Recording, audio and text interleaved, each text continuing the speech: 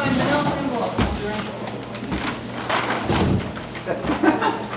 For my next trip. Oh, I don't have it. I gave Howard, yeah. Yeah. They should use Howard. Okay. They're the same one as Howard. Yeah.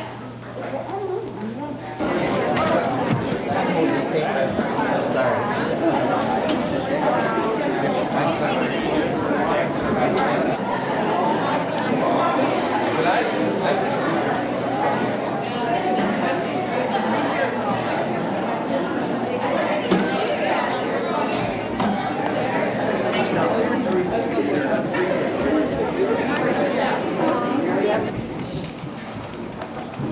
Good evening, ladies and gentlemen, and welcome to Carpinteria High School's production of Hello, Dolly. This is closing night. For your information, there are restrooms located in the F wing, and you go out the door to the right, and right over there. There will be refreshments in the cafeteria, and there's a mistake in the program. Armando Rangel will be playing Mr. Horace Van Gelder instead of John Ramos. Happy Mother's Day. All you mothers. Mom. Happy Mother's Day. And if you all please come to the awards banquet on June 10th, we will be putting on sort of a sampler of all the shows we have done, or the seniors have done for their 4 years. So sit back, relax, and enjoy Hello, Dolly.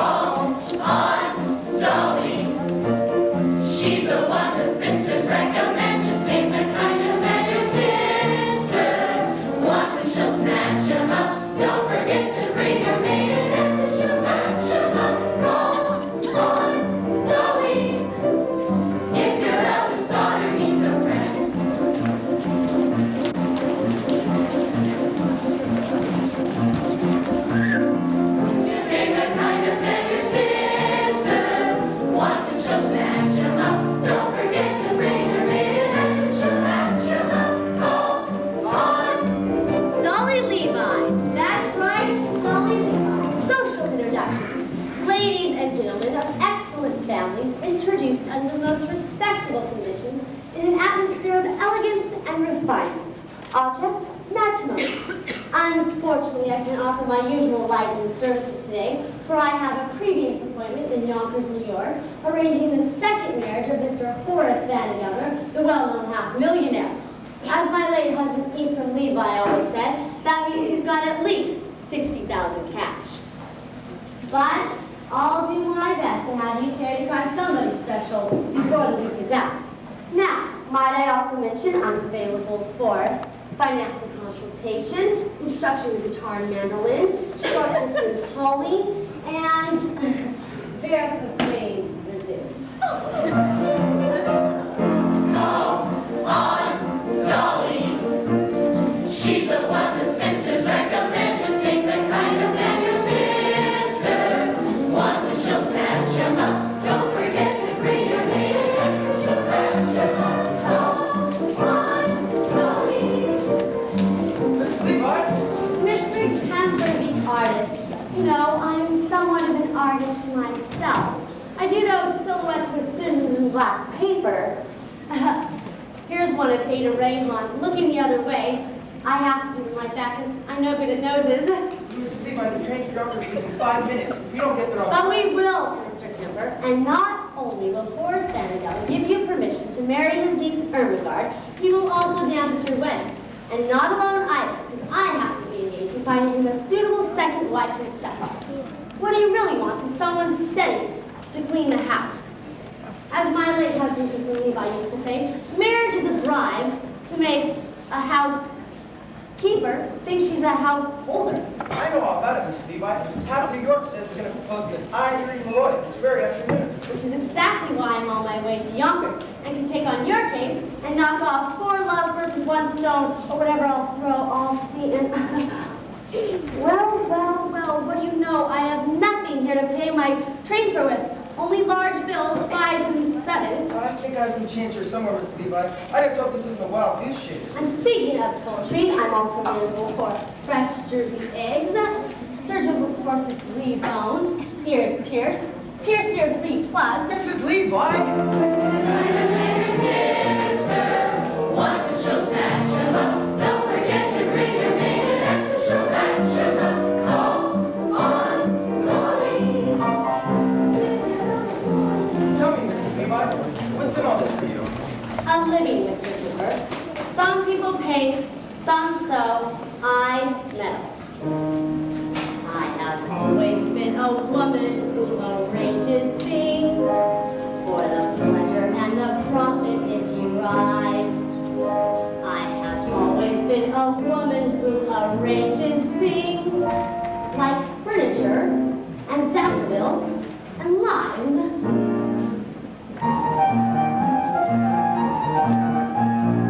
Man with a timid tongue meets a girl with a diffident air. Why should the tortured creatures beat around the bush when heaven knows Mother Nature always needs a little push? So I put my hand in here. I put my hand in there. And a girl over 6'3" loves a man who comes up to her ear. Surely it's obvious she'll never be seduced with some kind soul contest to give her beau a little boost. So I put my hand in here. I put my hand in there.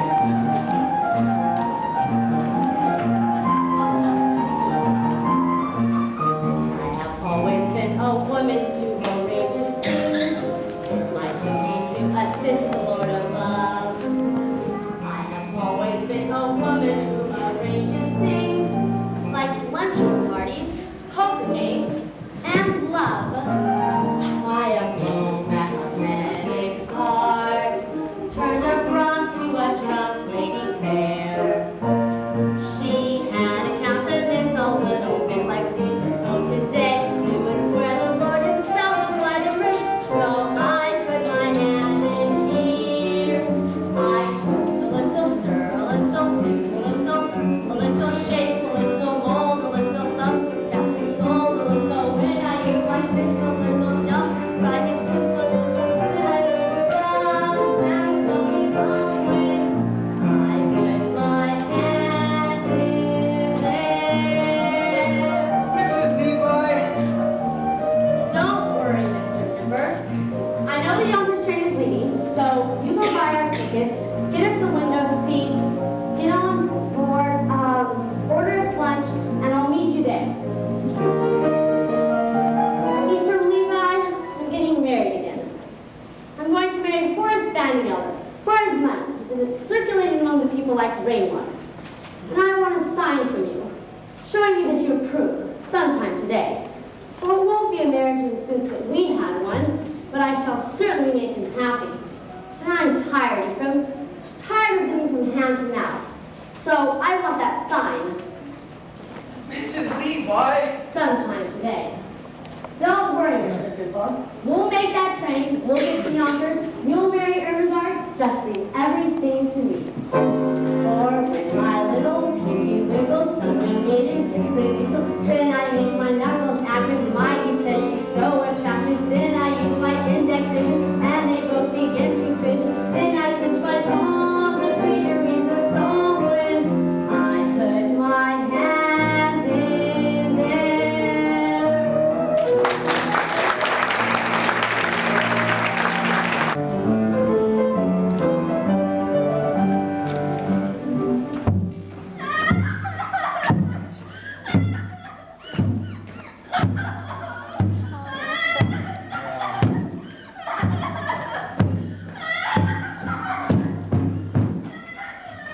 Down! How do I expect to play Yonkers my Dolphins with all that bellowing in my ears? I can't help it, Uncle. I love Ambrose Kemp. And I say you're too young to be in love with anybody. I'm not too young. I'm 17 in another year. I'll be an old maid. You are. Here, take this. Dare to be an old maid Ermengarde, and I'll cut you off without a cent. And don't try to break my floor. Then by thunder, you'll go to New York for a while in a week, where it won't be noticed. Now get upstairs and pack that trunk. And don't get any tears on that loft, it'll just spoil. Cornelius, Barnaby! You stand, Mr. Vandergill? I did. Come over here, you two.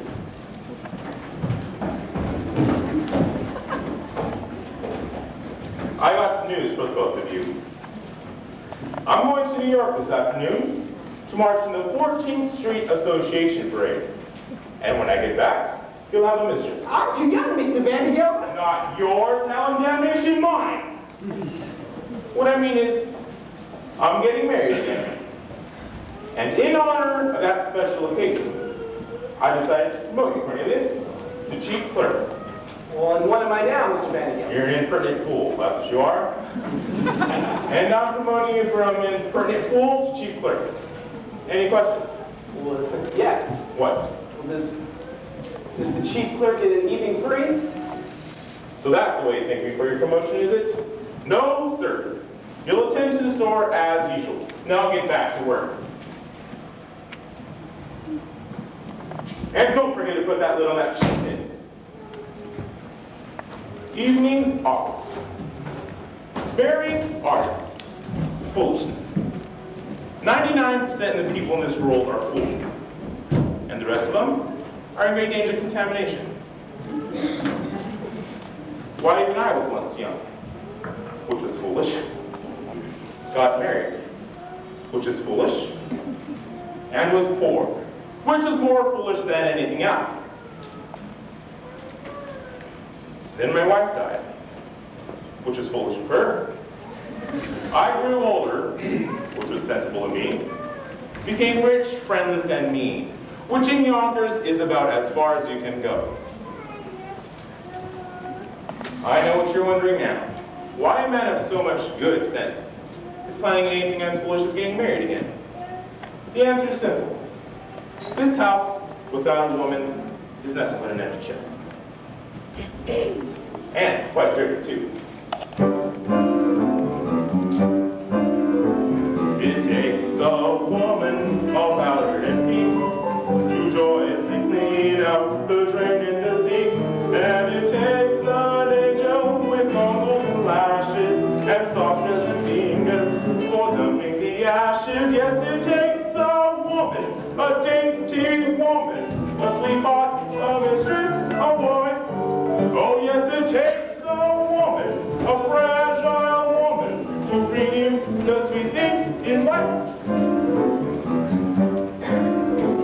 The frail young maiden was constantly there, for washing and bluing and shoeing the men. And it takes a woman for setting the table and milking the Guernsey and cleaning the stable. Yes, it takes a woman, a dainty woman, a sweetheart, a mistress, a wife. Oh yes, it takes a woman, a fragile woman, to bring in the sweet things in life.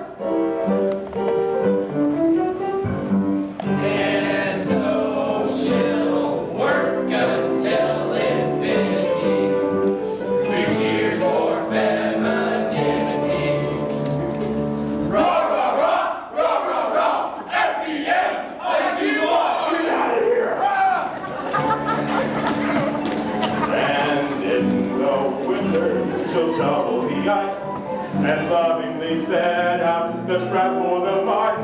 She's a joy and treasure, for practically speaking, to whom can you turn when the plumbing is leaking? That dainty woman, that fragile woman, that sweetheart, that mistress, that wife. Oh yes, it takes a woman, a husky woman, to give you the sweet things in life. Oh yes, it takes a woman, a dainty woman, a sweetheart, a mistress, a wife. Oh yes, it takes a woman, a fragile woman, to bring you the sweet things in life.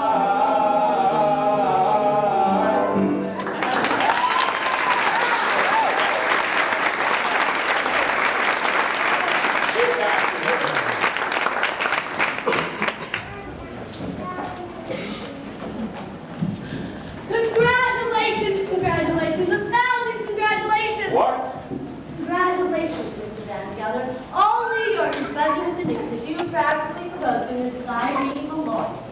The streets are lined with eligible young ladies prostrate with grief. All of my congratulations and sympathy. Sympathy? Did I say that? A slip of the tongue, that's all. No, I'm delighted with the happy news. After all, she wasn't easy to unload.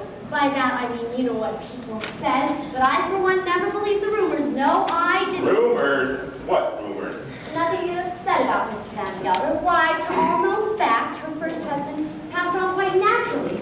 It was just all so sudden. A few bites of chowder she made special for him, and poof! No. No, there's no truth in it. Just one word of advice, Mr. Van Gelder. Eat out. Now, hold on, Mrs. Levi. You mean to tell me that Mrs. Malloy... Mr. Van Gelder, just some friendly advice. Stay away from the chowder. By the way, she's ordered her wedding gown. Beautiful. You should see it. Black. Well, as I said before, Mr. Van Gelder, congratulations on your forthcoming nuptials, and may you rest in... may guardian angels watch over you both, particularly at dinner. Now see here, Mrs. Malloy, Mrs. Levi. You introduced me to Mrs. Malloy, and rumors or not, I intend paying a call on her this afternoon, as arranged. Well, then there's nothing left for me here to do but to go back to New York and tell the other girl, the heiress, not to wait. What did you say? Nothing. A word. Heiress. Particulars. Levi, I demand particulars. Her name. Her name. Her name. Money. Ernestina. What a lovely, lovely name. Picture, if you will, hair as shiny as a newly minted diamond, eyes as big as round as silver dollars, skin as soft and mossy as an old hand. I can feel her now. Age 19, weight 102, waist 47. Waist 47! That's with the money though. Now I can arrange to meet Miss Ernestina this very afternoon. I ain't got time, Mrs. Malloy. I gotta take my niece Ermengarde to New York this afternoon until she forgets a certain Ambrose Kemper. Well, I can do that for you, Mr. Van Gelder. I know just how to handle such things. Then I'm marching in the 14th Street Parade. What an amazing coincidence. Guess who has been chosen to ride on the main float? The spirit of 14th Street. Miss Money. Her mother was a cashier, you know. All right, Mrs. Levi. I will meet Miss Money at the parade, but I still intend paying Mrs. Malloy a call first.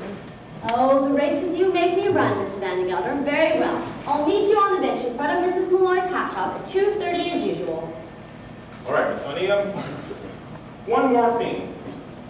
Suppose I decide against Mrs. Malloy, and I don't like Miss Money neither. Well, then I have one more name on my list, a name I know as well as my own. But we won't go into that now. It'll come up all in good time, don't you worry about that. But wait till you see Ernestina, Horace. A vision, a dream.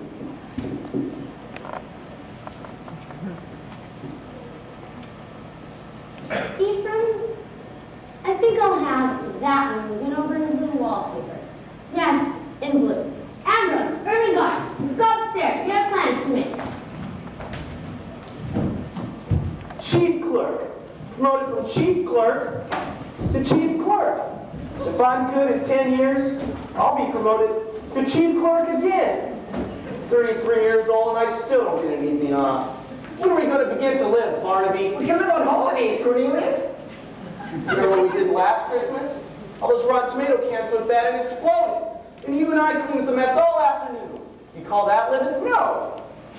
Barnaby, you and I are going to New York. Me close the store? Cornelius, we can't. We'll have to, some more rotten tomato cans are about to explode. Holy cabooses, how do you know? I'm going to light a candle under them. That's how I'll know. They'll make such a smell. Customers won't be able to come in for 24 hours. We're going to New York, Barnaby. We're going to have a good meal. We're going to spend all our money. We're going to be in danger. Holy cabooses. And one more thing. We're not coming back to Yonkers until we've each kissed a girl. Cornelius, you can't do that. You don't know any girls. Well, I'm 33 years old. I've got to begin sometime. I'm only 17. It isn't so urgent for me. New York, Barnaby, elevated trains, the lights of Broadway, the stuffed whale at the Barnum Museum. A stuffed whale? A stuffed whale! What do do you say? Yes, Cornelius, yes! Now, the first thing to do is make you financially independent. I know, we'll find you a job.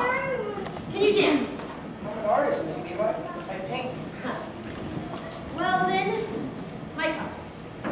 This is Dolly Levi. Artist taught me how to paint. Now, there's a woman, Brunhilde Weisenbever, at the Harmony Gardens restaurant on 14th Street. I'll give you a note to give to her, and we'll see if we can't have you both entered into tonight's poetry contest. The prize is a week's engagement and a gold cup. Oh, the cups we won, Ephraim and me. Hold on, Miss Levi. No fiancé of mine's going to be working at a cafe. And I'm not too shy to say I'm surprised you have acquaintances in a place like that. Not acquaintances, Mr. Kemper. Friends. Dear friends of days gone by. My husband Ephraim believed in life, and any place you could find it. Cafes, ballrooms, yes, even theaters. Why, even when times were bad, every Saturday night, like clockwork, downstairs the Harmonia Gardens restaurant we came, Ephraim and me. It's all very well to go down like clockwork, Miss Levi. If you actually remember Garfield worked there. It's the only way to show Horace Vandegower that we mean business. Now you go down this afternoon and say that Mrs. Levi sent you. And incidentally, tell Brunhilde that Dolly's coming back. And I want a table for two and chicken for 8 o'clock tonight. Hold the candle under the ones on top. They're not too close. They're swelled up like they're ready to bust. The bus is actually going for up here. Come on, Barnaby, let's get dressed. We're going to New York. Out there, there's a world outside of Yonkers. Way out there beyond this hick town, Barnaby. There's a slick town, Barnaby. Out there, full of shine and full of sparkle. Close your eyes and see it glisten, Barnaby. Listen, Barnaby.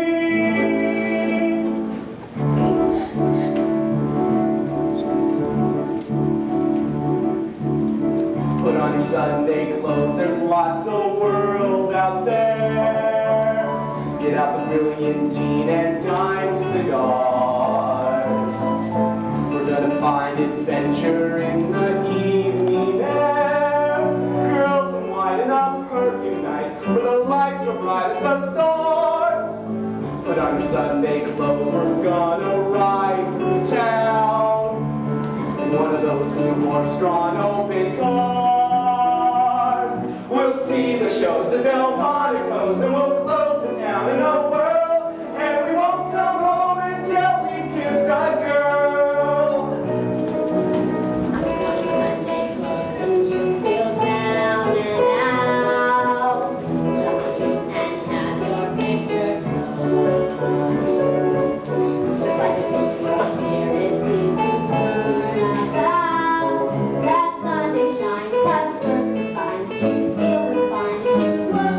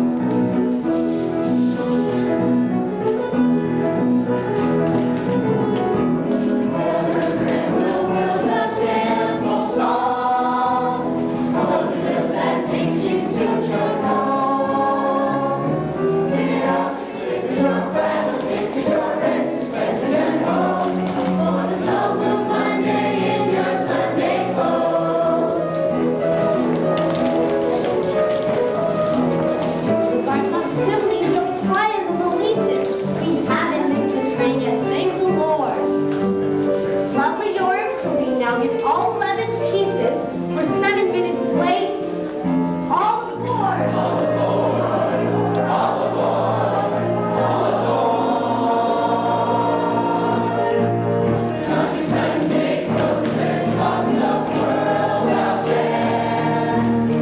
Represent the back and captain shoes. Ride a real adventure in the easy air. To town we'll trot to a smoky spot where the girls are hot as a fuse.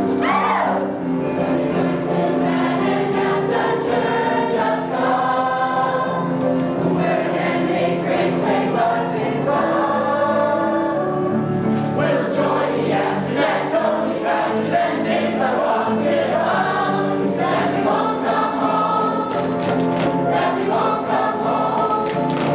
That we won't come home until we fall in love.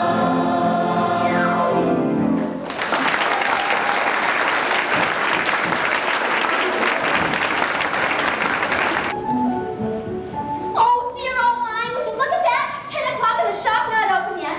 It's all because of the impending marriage, I tell you. Why, the marriage? Why, I thought you knew.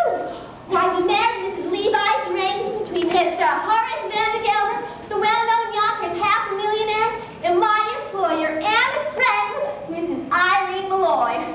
Although, if you ask me, he'll never take the place of her late husband, Mr. Peter Malloy. May he rest in peace wherever he is, I'm not sure. It was a caution, you know.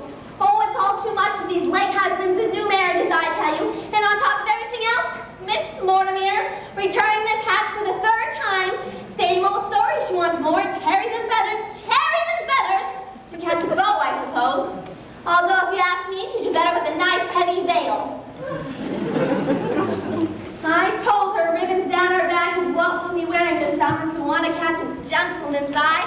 But she'd have none of it. Cherries and feathers, on today of all days, when the poor dear sweet Mrs. Malloy has enough on her mind. What with what, Minnie? With the door. It's stuck, then push. Shoot.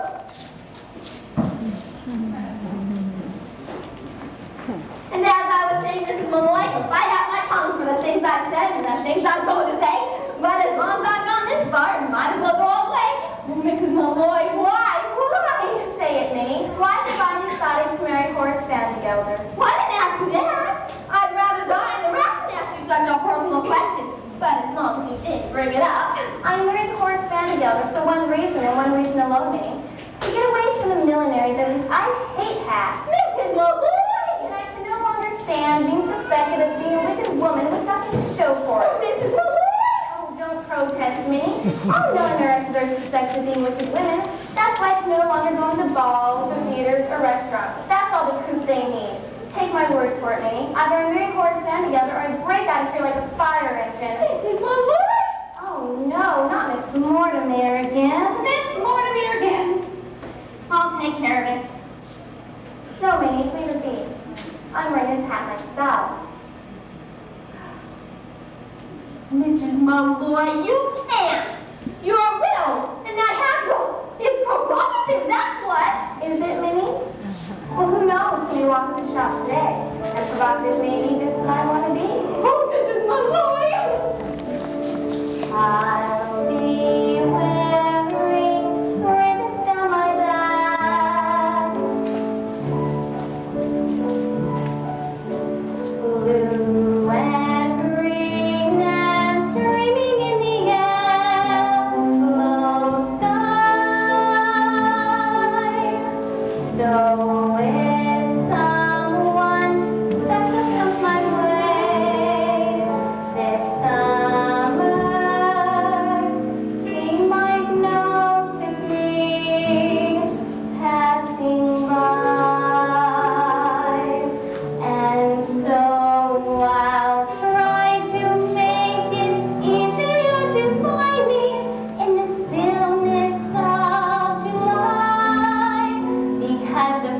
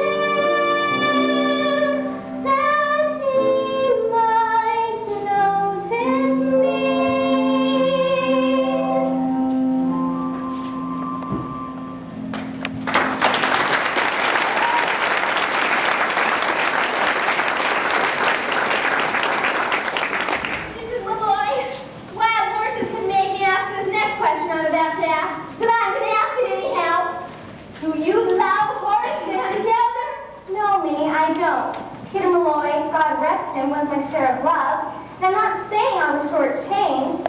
Once is enough as long as it's true love, and it was just that.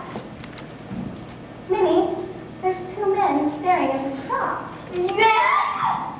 Why, I do believe they need to come in here. Men in the shop? Oh, Mrs. Malloy, what shall we do? Do? Why, one of them, of course. I'll give you the short one. And you with all that talk about love. Love enough I've had. It's a bit of adventure I could do with now.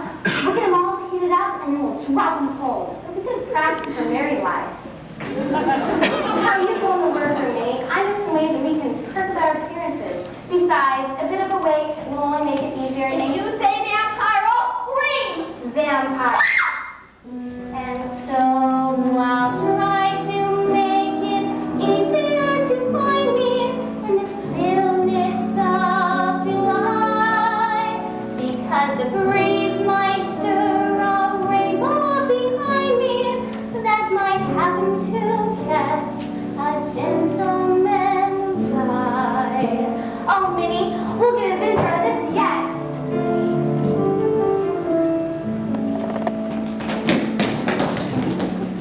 We'll get an adventure out of this yet, Barnaby. All day long, we wander across New York. We come to the quietest street in town, and suddenly, Vandergill. Is he still out there? Go look. He's sitting on that bench, Cornelius. Are you sure this is an adventure? You don't have to ask. We'll know when you're in one, all right. Now, how much money do we have left? Not much. 40 cents for the train back, 30 cents for dinner, and 20 cents to see the whale. 90 cents. Why? Okay, when those women come out, we'll have to pretend we're customers. Yeah, customers, that's it. Maybe the best thing to do is make them think we're rich. That way we don't have to spend anything at all. We're two men about town looking for a hat for a lady. Good afternoon, Mrs. Malloy. Here, Cornelius Hackle. Here, Barnaby Tucker. My pleasure, gentlemen. Now, what can I do for you? We're related. We won't be back for a man. Wait! We want a hat. For a lady, of course, and everyone says to go to Mrs. Malloy because she's so pretty. I mean, her hats are so pretty. And so reasonable. As reasonable as under $1, will still leave us enough to see the whale.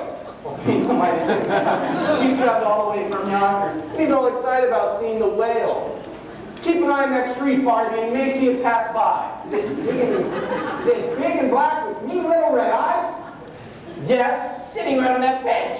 Did you say Yonkers, Mr. Hackle? oh, yes, ma'am, Yonkers, and forgive me for saying this, but you should see Yonkers. Well, by that I mean perhaps Mr. Malloy would like to see Yonkers, too. Oh, I'm a widow, Mr. Hackle. Barnaby, she's a widow! That's too bad. Especially in that hat. I mean, on you, of course. Not Mr. Malloy. May he rest in peace. Are you Catholic? Well, that doesn't matter. I can always change. Mrs. Malloy, if you should ever have a Sunday free in your future, I'd be more than willing to show you Yonkers from top to bottom. Well, as a matter of fact, I might be there sooner than you think. Oh, really? You see, I have a friend who lives in Yonkers. You do? Perhaps you know him. Perhaps we do. Oh, it's always so foolish to ask in cases like this, isn't it? It's a Mr. Vandergilt.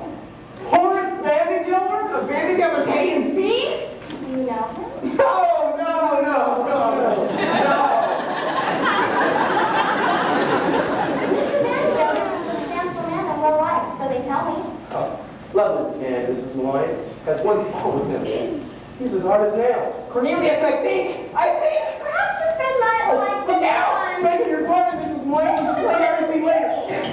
Honestly, just a minute. Come on, Crimson, I'll be forced to. Mr. Apple. Mrs. Malloy. I don't suppose Mrs. Levi is in here, is she? She was supposed to meet me at that bench 10 minutes ago. Well, she can just go looking for me if she comes.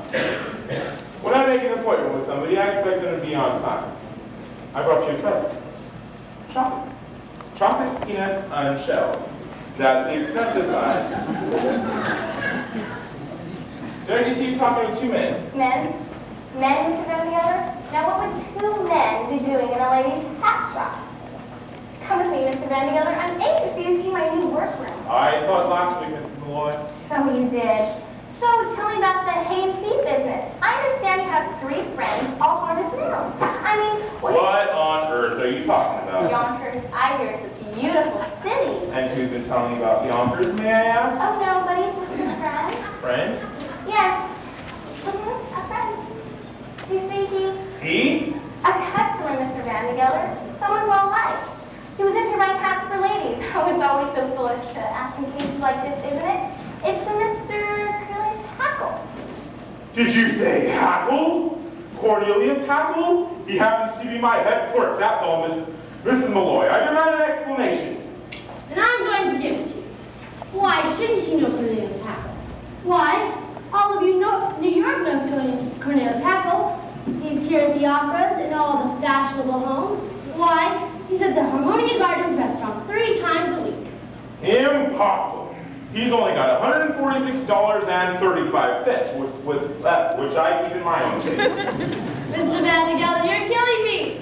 He's one of the Hackles. They built the canal. What now? The air Panama. The Panama. It ain't the same man. Who took the horses out of Ginny Lynn's carriage and pulled her through the streets? Cornelius Hackle. And who dressed up as a waiter at the 5th Avenue Hotel and dropped an oyster right down the Sasters? I couldn't say, but it was Cornelius. He's the playboy of New York. Now, Irene, don't deny it. I can see you were taken with him just like everybody else. Oh, Dolly, how can you say that? I've only met him once. You, me? Of course.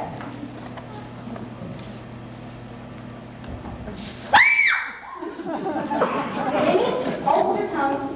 There's a man in there! Look, if there's a man in that No, office, Mr. Vandergeller, you can't. Too dangerous. no man that hides in ladies' closets can frighten me. Now stand aside. No man indeed, Mr. Vandergeller. I can see that you'd make short work of any man. Those muscles under that coat, rippling back and forth. Ripple, ripple, ripple. Ripple, ripple.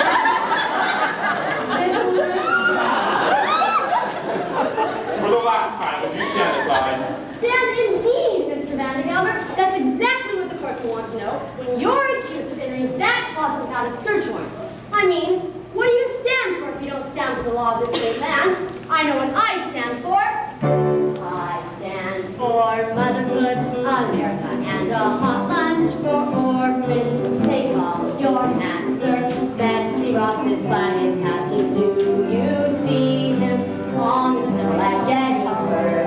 Neath that great triumphal arch. If you see him as he's tramping through the great drum track, then march, march, march. Has this not affected you, sir? I think you're 14 years of age and beyond to with your girl. And I must echo what was said by the great and patriotic American. Muses! I stand for motherhood, America, and a hot lunch for orphans. Take off your hats, search their tears, painting old hats. Do you see him on the hill in Waterloo? Neath the great triumphal arch. If you see him singing Dixie in the shoulder pain, let him in march, march, march. I stand for motherhood, America, and a hot lunch for orphans. Take off your hats, search Betsy Ross's flag is passing. Do you see him on the hill at Gettysburg? Neath the great triumphal arch. If you see him as he's tramping through the streets of Dallas, step and march, march, march. 4 swords, 7 years ago. To form a more perfect union. March, march. Down the torpedoes, full speed ahead. March, march, march.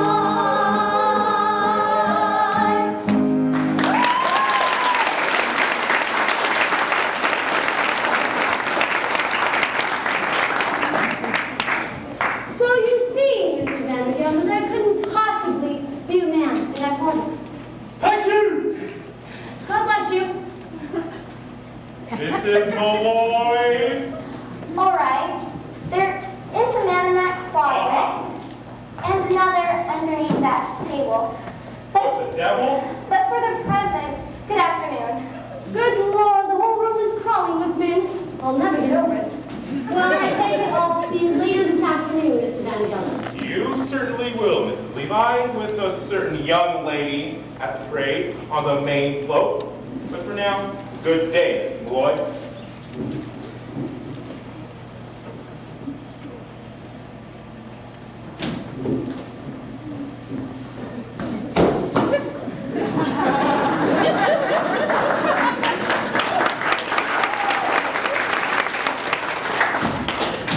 Mrs. Malloy, I can explain everything. Oh, really, Mr. Hackle? It used to be a pleasure viewing your old friend, Mr. Tucker, getting out of my store. Are we forced to call Officer Gilbert? Well, if you ask me, Irene, calling the officers letting them off too easy. The law courts, that's where they belong. I've been adding up the legal offenses of these two, and you've got grounds for at least 2 writs, a non-compos mentis, and a garnish sheet. Now, the main thing to do is show that you tried to settle it amicably first. Have dinner with them. Dinner? Is that absolutely necessary, Dolly? The way things are done in the law, Irene. Dinner first, garnish afterwards. Well, if you must insist, myself and Minnie will join them for dinner. Wonderful idea, Mrs. Malloy. I speak for Barnaby, too. Now, I hear there's a lovely restaurant in the railway station. Oh, Mr. Hackle, if the Harmonia Gardens is good enough for your fashionable friends, it's good enough for us. I hear they have a lovely orchestra there. Oh, we couldn't go there. I mean, it's not the money or anything. It's the whale. It's the whale. No, it isn't the whale, Barnaby. It's the dancing. You see, they have dancing in a place like that. Expeditions, contests, and I don't know how. Take me weeks, months, years to... But this is Dolly Levi, 33-year-old chief clerk, taught how to dance. Now, it's really quite simple, Mr. Hackle. You put one arm here and one arm here. It's no use. I have absolutely no sense of rhythm. Absolutely no sense of rhythm is one of the primary requirements for learning by the Gallagher-Levi method. Just give me 5 minutes of your time, Mr. Hackle, and I'll have you dancing in the street. Now let's start with lesson 7, the waltz, kick, turn. Right foot step, left foot step, under back curl, turn, release, unfurl. That was wonderful, Mr. Hackle. And I think of all the ladies who will find heaven in your arms. Now, let's go back to lesson 1. Put your arm on her waist and stands. With her right in your left hand. And 1, 2, 3, 1, 2, 3, 1, 2, 3. Look, I'm dancing! Well, it was. Of course you were, Mr. Hackle. Take that someone whose arms you're in. Hold on to her tight and spin. And 1, 2, 3, 1, 2, 3, 1, 2, 3. Wow, I'm dancing! Turn around and turn around, try floating through the air. Can't you be a little more athletic? Don't you think my dancing has a polish and a flair? The word I think I use is athletic. Well, my heart is about to burst. My head is about to pop. And now that I'm dancing, who cares if I ever stop? Look, everybody, I, Cornelius Hackle Sport, am dancing! You're next, Mr. Tucker. My hand, and step, and time. And everyone stand aside! What? He's dancing too!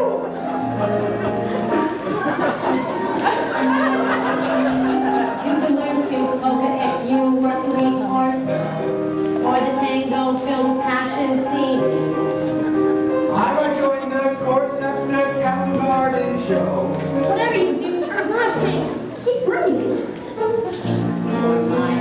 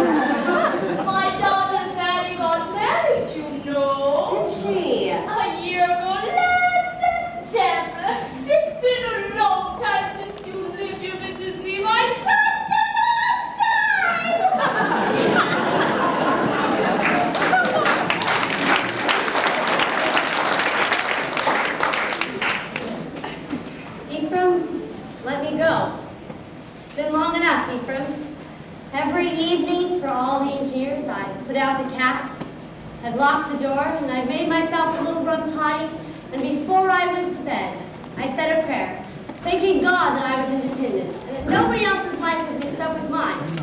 And then, one night, an Oakley fell out of my Bible. I put it there when you asked me to marry you, Ephraim. A perfectly good Oakley, but without life and without color. I realized that I was that Oakley. For all these years, I hadn't shed one tear, nor had I been filled with the wonderful hope that something or other would turn out well. And so, I decided to rejoin the human race. And Ephraim, I want you to give me away. For the parade passes by, gonna get in step while there's still time left. Before the parade passes by. Dolly, Cornelius is taking all the boys to the street parade. How is that? Everybody's been marching. Why, Irene, you're crying. Come, Dolly. The world is full of so many exciting things, isn't it? Come with us. Please come. I will, Irene. I will.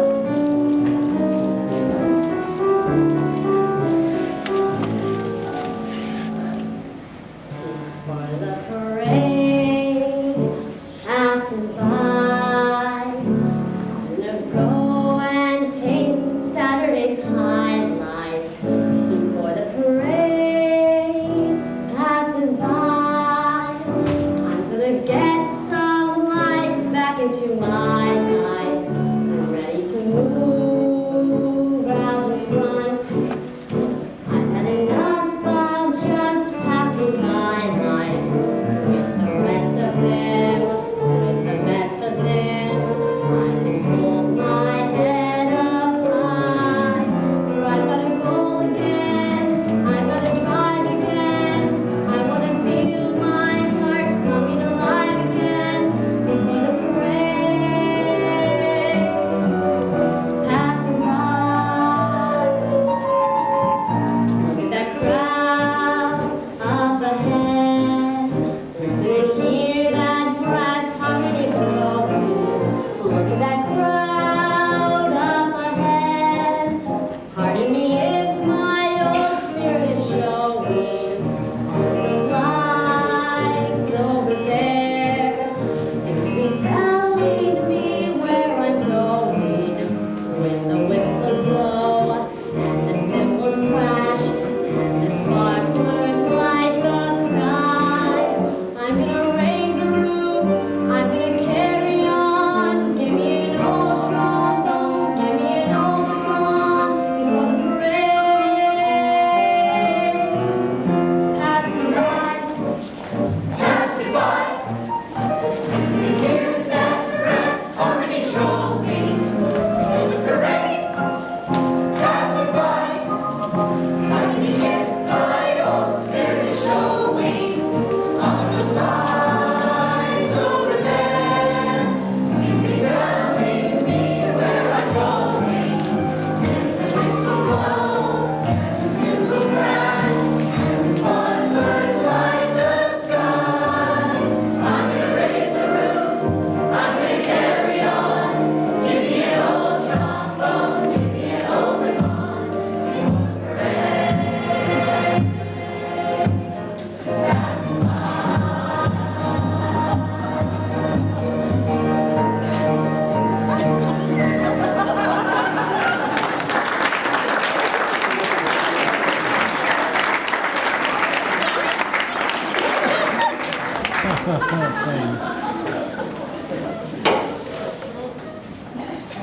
Mrs. Levi, she's beautiful.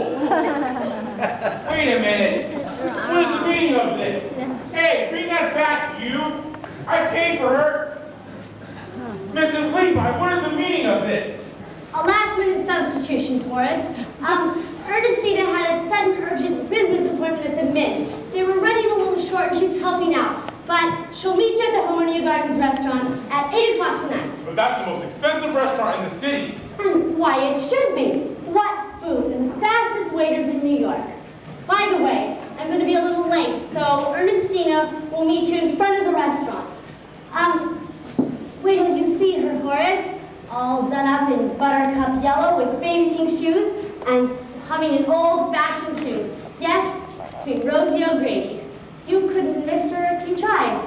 I'll be there, Dolly, but only because I paid for the introduction and I might as well get my money's worth. But from this point on, you are discharged as my marriage broker. Is that clear? Dolly Levi is just a woman like anybody else. Ephraim, he's as good as mine. I'm gonna raise the roof. I'm gonna carry on. Give me an old trombone. Give me an old guitar. Before the parade passes by.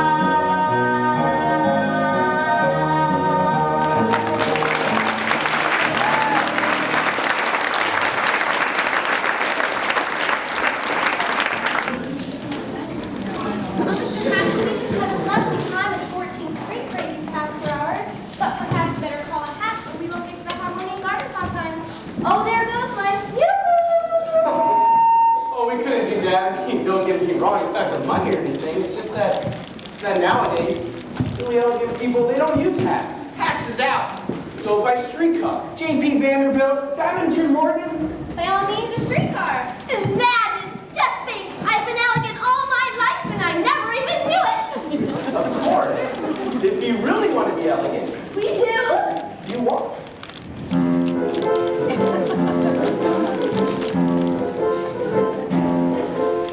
Yes, New York, it's really as fun to me and Cornelius. All the guests of Mr. Haskell are feeling great and look spectacular. What a knack there is to that acting like a born aristocrat. We got elegance if you ain't got elegance. You can never ever carry it on.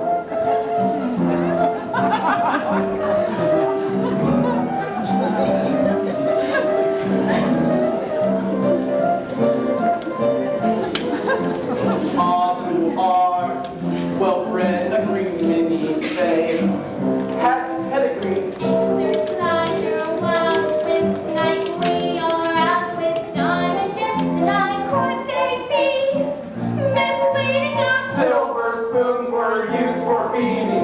We got elegance if you ain't got elegance. You can never ever carry it on.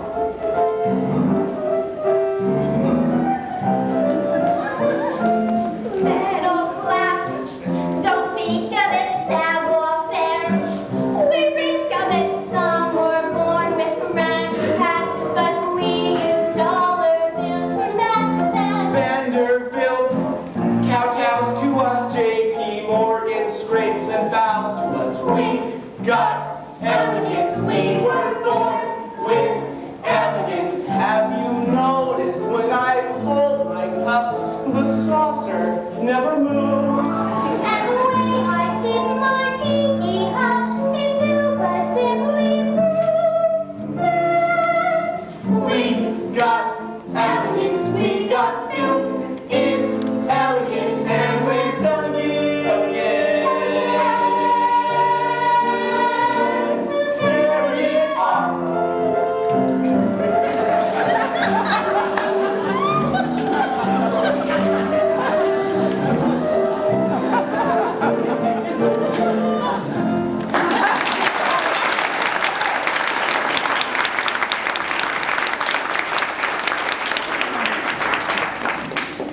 Oh, Minnie, isn't that just like the rich counting their money? Well, are you going to support them? Oh, yes. Barnaby, Mrs. Lloyd, Yes. please enter the restaurant. May I put my arm around your waist? Yes, Mr. Haskell. Let me warn you that a corset is a corset.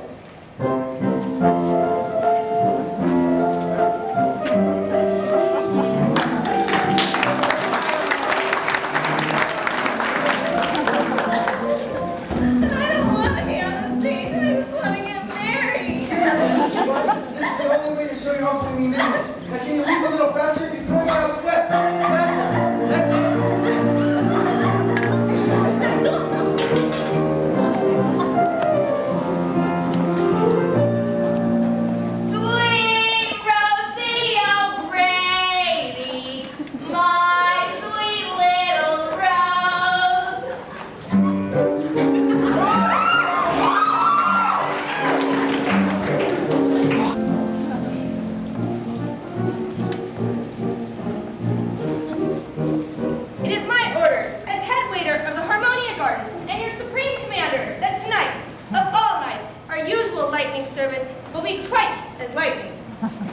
or else.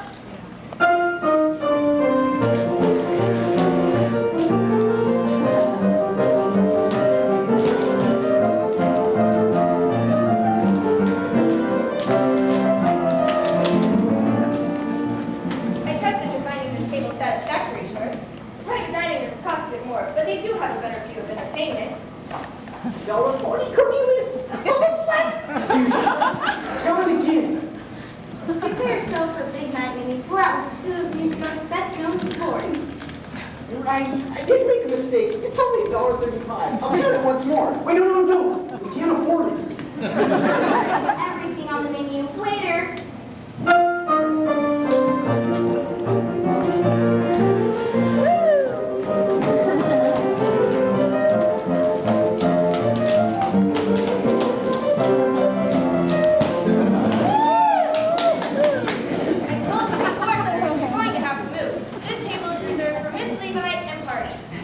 And who do you think I am? Oh, it's Horace Vandergelder's party. She's in my party, I ain't in hers. Mr. Vandergelder, of course. It's just that Miss Levi mentioned nothing about you bringing yours. My personal physician. Enough proof, doctor. Well, she only ordered chicken for 2. Chicken. Chickens are dear.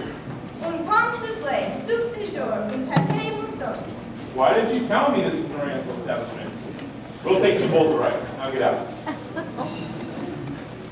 Now, Miss Money, I understand you carry respectable sums in your belt. Oh yeah, $2. Only here. It's in my garter.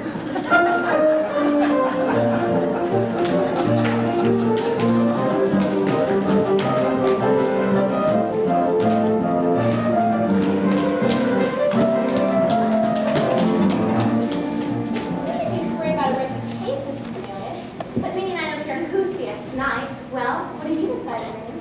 Well, I couldn't have anything at these prices. I really couldn't. Great grindstone. What a sensible girl. Waiter, bring us 4 glasses of beer, a loaf of yesterday's bread, and some cheese. Yesterday's bread? Oh, Cornelius, now you know how you keep half of New York in stitches all the time. Minnie, have you ever had pheasant? Pheasant?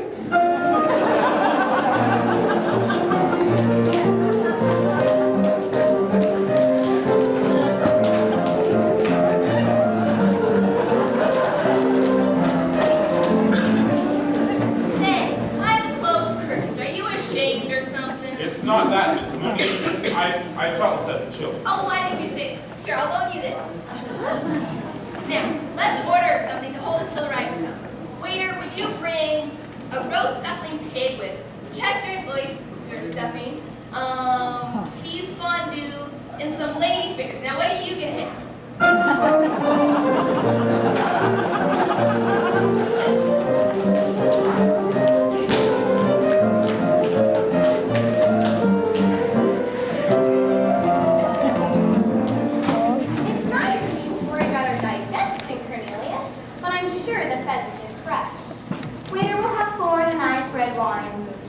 Wait a minute, no wine.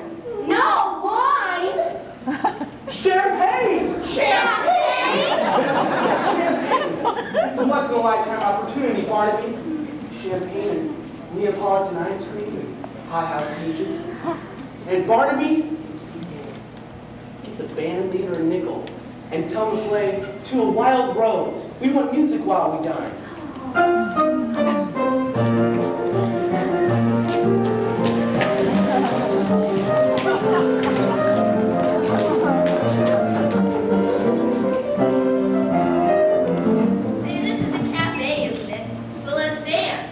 The Vandergellers do not dance, Miss Money.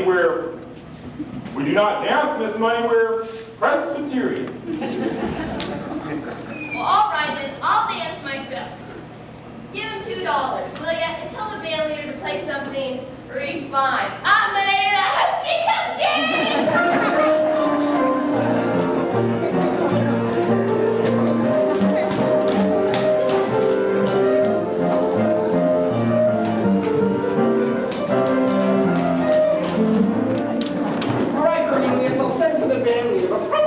Anything else? You stay here, Miss Money. I'll tell the band leader to play a nice waltz. Look, give this to the band leader and have him play a nice waltz. Here's a nickel for the band leader. Would you tell him to play a... And 2 more pheasants, please. Cornelius? My purse. I've lost my... Excuse me. My wallet. Excuse me. Excuse me. That's my wallet. I know it's mine because there's nothing in it but $1, 3 dimes, 5 pennies. Holy capuses! Cornelius! Cornelius! Didn't say 2 pheasants, 3, 4 pheasants for the house. And never mind if we don't see the whale, I'll buy one of my own. Ma'am! Boy, what is this? Haven't I told you before? This is a harmonious garden, not one of those. But ma'am, she's here, the lady. She's here? Just like you told me, 8 o'clock in the nose, mouthfuls of carriage and house, steps a lady with red hair, the biggest handbag you ever saw. Miss Levi, she's here. Brunhilde! Is it true? I heard somebody laughing outside the kitchen. I know what it sounded like. Fritz, tell the band. She just stepped out of her carriage. Is it true? It's true. She just stepped out of her white gold carriage, pulled like 6 black horses with scarlet clothes. Oh my gosh, there's Dolly here. Oh my God. Brunhilde! Brunhilde! She's here! She's here.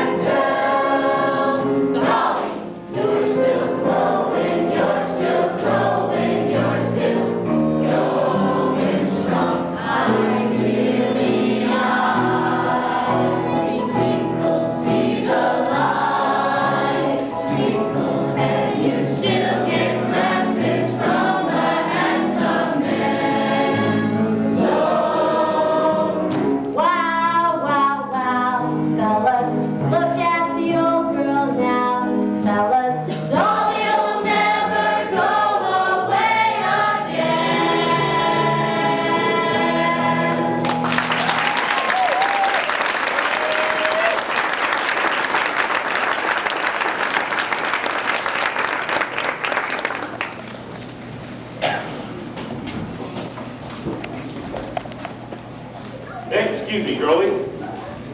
Dolly. Dolly Gallagher. What on earth are you doing in that getup? And you're a half hour late. And I demand an explanation of... Exactly. Ernestina, whom I trusted. She wanted to do the hoochie coochie. Well, she always was artistic. Let's sit down, Horace.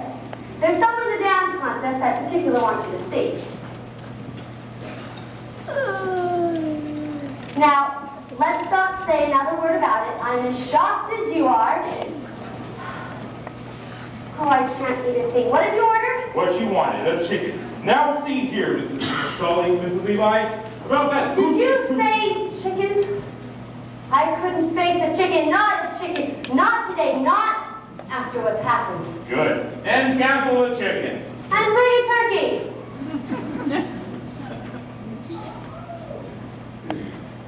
What are you doing now?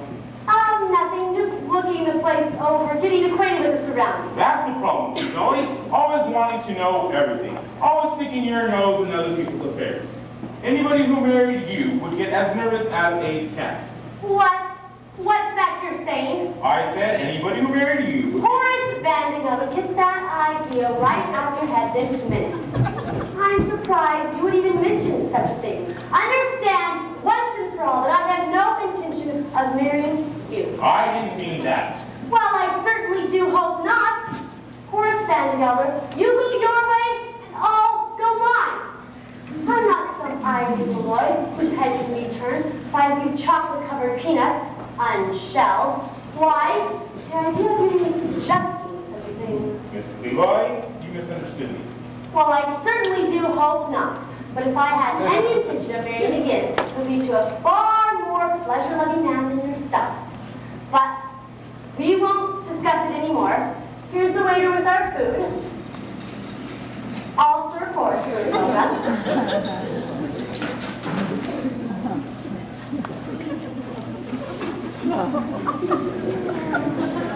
Here's some white meat. And some dumplings. Lighter than there they are. And giblets. Very tender and very good for you. No, Horace, as I said before, you go your way and I'll go mine. Start riding on the wine and think it'll make you feel better at once. However, since you brought up the matter, there's one more thing I think I ought to say. I didn't bring up the matter of... One more thing I ought to say before we forget all about it. It's true, I'm a woman who likes to know everything that's going on, who likes to manage things, but I would never manage anything as out of control as your household. You'll have to do that yourself. It's not out of control. It is not out of control. That's good. Have some beets, Horace. I don't like beets.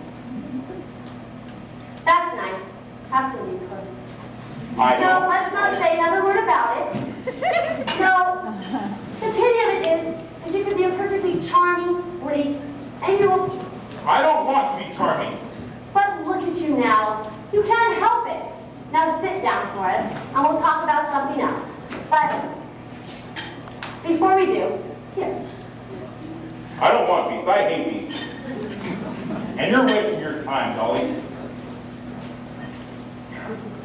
A complaining, quarrelsome man like yourself is no companion for me. Horace, you salt your beets, and I'll salt mine. Would you stop saying that? I won't say another word. Good.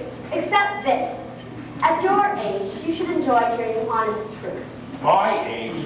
My age? You're always talking about my age. Well, I don't know what your age is, but I do know that up in Yonkers with bad food and bad cereal, you'll double it in 6 months. Have some more beets, Horace. They're good for you. I don't like beets. I hate beets. That's nice. No, we won't discuss the matter anymore. Good. That's it. I've had it. I'll move back to my hotel. But you can't go now. The dance competition is about to begin. Look, here's my newspaper for the meal. Here's $20. Wait a minute. There's nothing in here but $1, 3 dimes, 5 pennies, and a butt. This isn't my purse. I've lost my purse. Barnaby, that wallet you found. It's Vandergelder's. We gotta get out of here. I can't imagine you without your purse. Don't even think about eating that turkey. I can't pay for it. It's the latest thing, Horace, a polka. And there's one dancer in particular I want you to see. Wait a minute. That man. That dancer. Isn't he wonderful? With talent like that, he's sure to win a solid gold cup. Come along, Mrs. Malloy.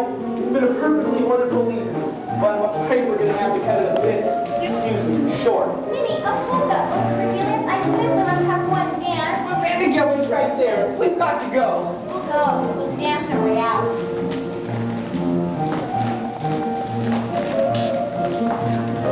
Cornelius Hackle. Mr. Vandergelder! Barnaby Tucker. Mr. Vandergelder!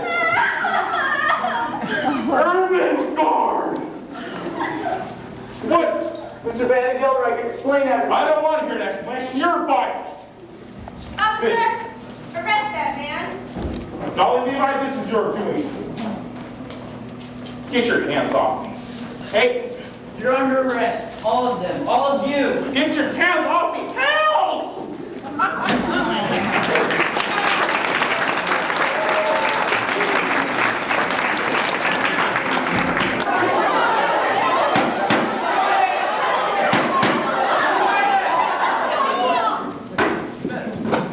Now, you're all charged with disturbing the peace, inciting to riot, assault battery, and several other equally serious violations of the law in this city.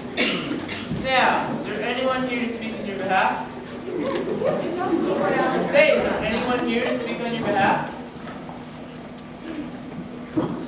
Miss Dolly Levi, counselor at law? Your Honor, the defense rests. No, there's no need to call witnesses, ladies and gentlemen.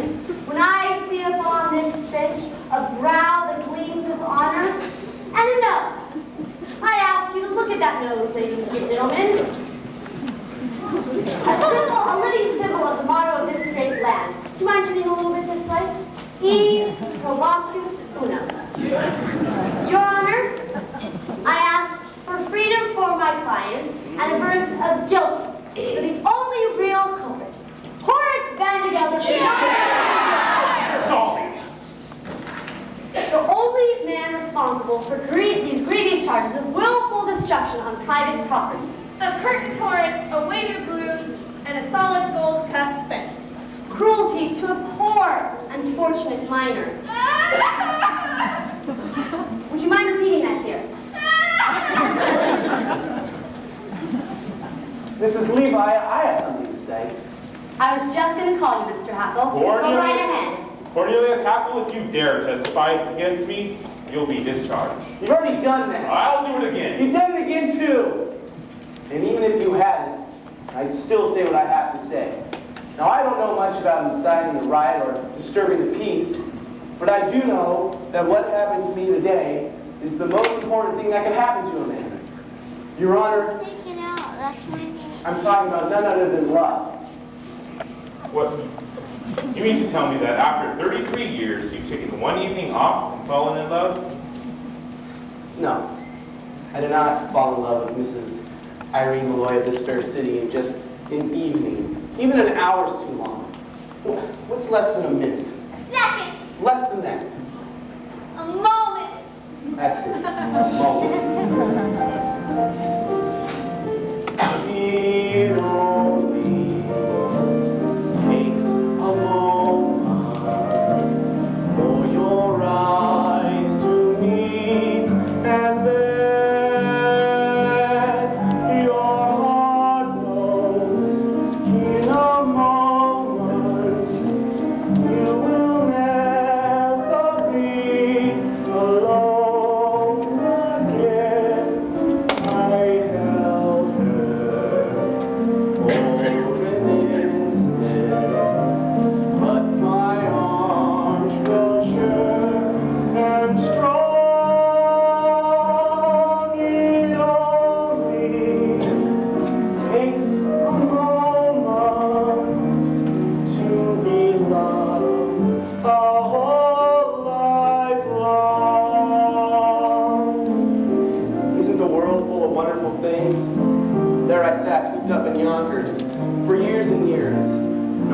time people like Mrs. Malloy walked around New York, and I didn't even know it. I tell you right now, I don't know from where you can see, for instance, the way her eye, forehead, and cheek all come together up here. The greatest work of God on earth, woman. You can talk all you want about the Great Pyramids or Niagara Falls, but they don't compare. Today, I've lost so many things. And sure, I've known women, but today I talk to them equal to equal. And they're so mysterious, so different from men. I've lost so many things today.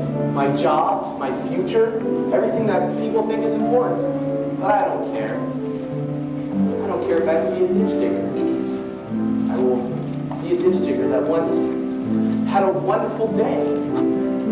Excuse me, Mr. Beckles. Received a visit from the inspector. Right after it all.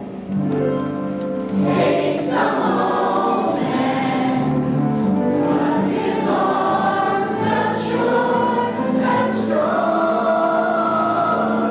It only takes a moment. He held me for an instant, but his arms felt sure and strong. It only took a moment to be loved a whole life long. And that is all that love's about. And we'll recall when time runs out That it only took a moment to be loved. a whole life long.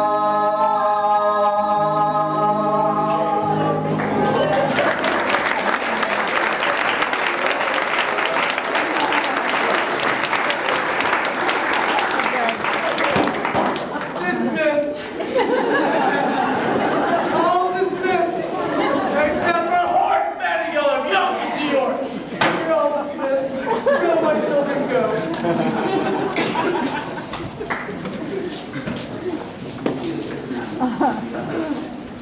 Well, there's your life, Forrest. Without niece, without clerks, without ride, and without your purse. There's only one thing left for me to say. I don't want to hear it. And you're wasting your time. I won't ask you to marry me. Under no circumstances would I ask you to marry me. Oh, that wasn't it at all, Forrest. All I wanted to say was, goodbye, goodbye. Now hold on, Mrs. Levi. No, Horace, I failed. And when a woman fails, there's nothing left for her to say but goodbye. Wait. Goodbye, goodbye, goodbye, goodbye. So nice to me, Horace, please.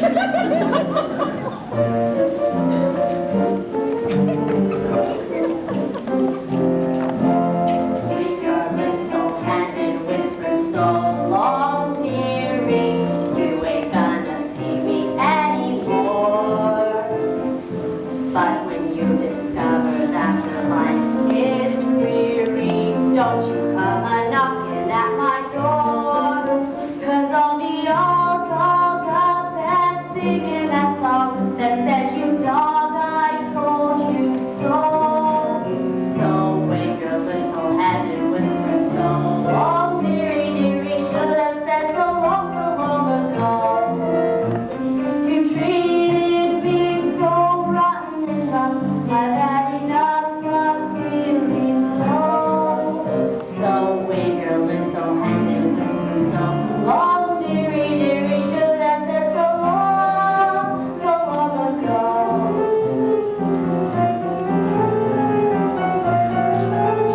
I can hear that choo-choo calling me on to a fancy new address. Yes, I can hear that choo-choo calling me on for that happy bastard street to smoke a cigarette. I'm going as far away from youngers as a girl can get. So,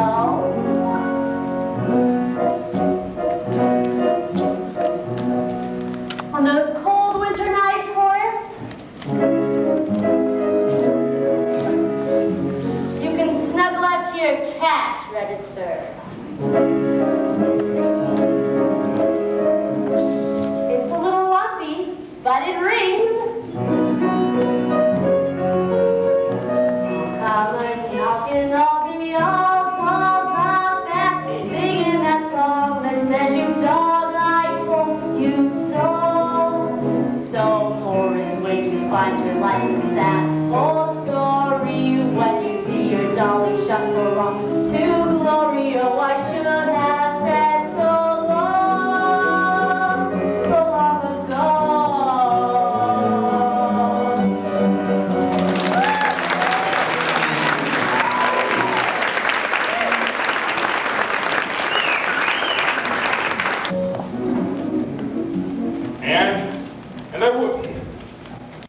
And I wouldn't ask you to marry me, Dolly, if you were the last woman on earth. Not if you asked me 1,000,000 times. Dolly Levi, I didn't need you then, and I don't need you now. You go your way, and I'll go mine. Dolly, Dolly, Dolly, Dolly. Stand, Mr. Vandergelder? What? So it's you, Mr. Hackle? Come calling back, have you? No, I've just come back for my $146.35. You see, I'm going into business for myself. And since the only business I know is pay and feed, I'm opening my own store. And Critics found the perfect location, Mr. Vandergelder, right across the street from you. Try to compete with the Vandergelders, huh? Well, you just go ahead and try. Aha, another one's coming back. What is that you want? My back salary for the past 4 months, $6.12. You can't do this to me. Any of you. I'll go to court. I'll get lawyers. I'll... Why, Horace Vandergelder, as I live and breathe, you don't look handsome in that outfit. So human nowadays, you wear fawn yellow and taupe. Dolly Gallagher. I know just what you're going to say, Mr. Vandergelder. You're not satisfied with Miss Tina. Well, I have another girl for you, the ideal wife. But don't let me interrupt you. You were doing something. What were you doing? Getting creative money, Dolly. $146.35. Plus $6.12 of mine. And the money my mom left me. $52.48. 30. 48. All right. If it's the money you want, the state's over here. Money, money, money, money, money. Mr. Vandergelder's money. It's like the sun we walk under. It can kill or cure. Vandergelder never tires saying how most people in this world are fools. And in a way, he's right, isn't he? Himself, Irene, Cornelius, myself. Yes, we're all fools. And we're all in trouble of destroying this world in our folly. But the surest way to keep us out of harm is to give us the 4 or 5 human pleasures that are our right in this world. And that takes a little money. The difference between a little money and no money at all is enormous, and that can shatter the world. And the difference between a little amount of money and an enormous amount of money is very slight, and that can also shatter the world. It's all in how you look at it. As my late husband Ethan Levi used to say, money, pardon the expression, is like manure. It's not worth a thing unless it's spread around, encouraging young things to grow.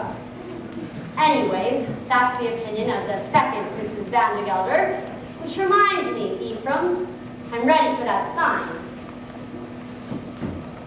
Now, as I was saying, Mr. Vandergelder, I found you the ideal wife. Look, Dolly, I don't want you to find me no ideal wives. If I want an ideal wife, I'll find her myself. And I found her, damn it. And it's you. Why, Horace. I know I've been a fool about Mrs. Malloy and that other woman, but forgive me, Anne. Forgive me, Anne. Marry me? Horace, stop right there. What do you mean? You know, as well as I do, that you're the first citizen of Muses, and that your wife would have to be a somebody. Answer me. Am I a somebody? You're a wonderful woman. Oh, you're partial. No, it won't be enough to load your wife with money and jewels and insist she be benefactress to half the town. By the way, it's bad business letting Cornelius open up a store across the street from you. Better take him back and make him your partner. Partner. And that way Barnaby can have Cornelius' old job. Now see here, Mrs. Levi. That way we'll all be together to dance at Ermengarde's wedding. That's it, you've gone too far. I'll dance at no weddings. And plus, I don't even know how. It'll take me weeks, months, years to learn.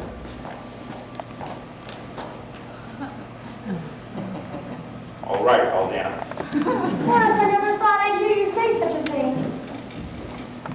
Front room. Go on, you idiot. Hurry up.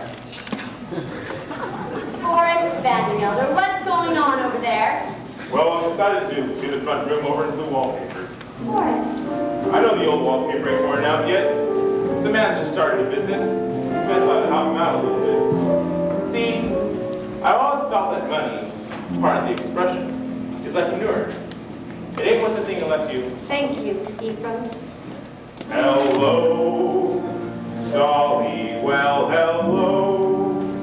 Dolly, it's so nice to have you here where you belong. I never knew Dolly without you. Dolly, life was awful.